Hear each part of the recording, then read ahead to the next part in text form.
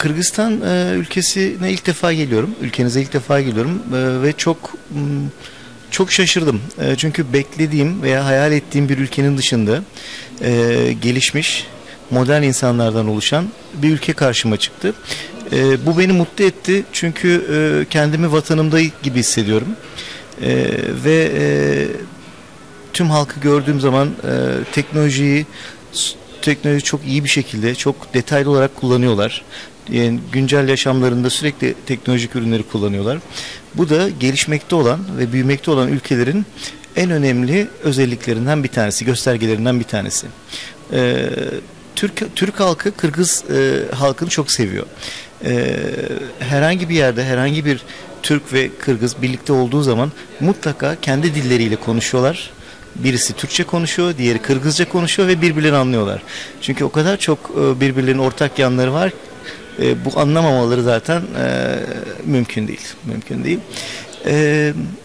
Bizim çalışma alanlarımızda genel olarak Kırgızistan ülkesinde değerlendirme yaptığımız zaman çıkan sonuçlar çok ilginç ve çok şaşırtıcı. Çünkü tamamen teknolojiyi kullanmayı seven ve teknoloji içerisinde olan bir ülkenin artık devlet kurumlarında ciddi anlamda yüksek teknolojileri kullanması gerekliliği oluşmuş.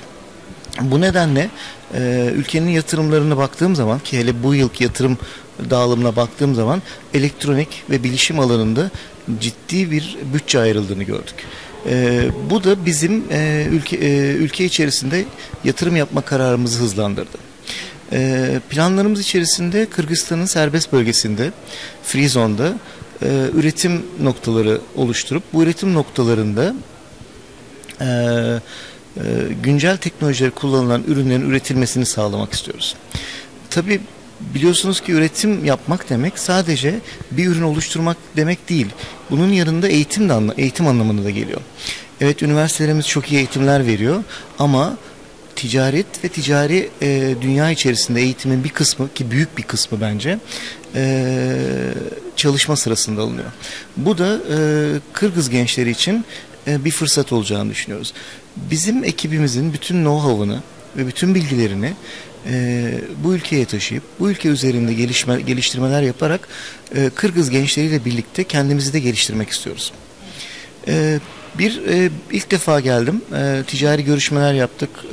Isık Gölü çevresini gezdik ve Oş bölgesine zamanımız olmadı, gidemedik ama benim dinlediğim kadarıyla çok da güzel bir bölge. Isık bölgesindeki izlenimlerimiz veya Kırgızistan'ın genelindeki izlenimlerimiz yatırım yapılması gereken bir ülke. Ve organik tarım ve bu alanda organik tarım turizmi, yine aynı alanda organik tohum yetiştirmesi konularında mutlaka ve mutlaka yatırımcı arkadaşların bu konularla ilgilenmesi gerekliliğine karar verdik. Biz de ülkemize döndüğümüz zaman bu konuları değerlendireceğiz. Elektroniğin dışında bu alanda da yatırımlar yapmayı planlıyoruz. Bu konuda devletin ve devlet görevlilerinin her aşamasındaki personelin bize olan sıcak yaklaşımı ve destekleyici tutumları destekliyorlar, değil mi? Kesinlikle destekliyorlar. Bizi çok mutlu etti. Ve sözle desteklemiyorlar. Gerçekten yüreklerinden destekliyorlar. O yüzden buraya gelmek için sabırsızlanıyoruz. Ne zaman döneceksiniz inşallah? Bir araştırma süreci olacak.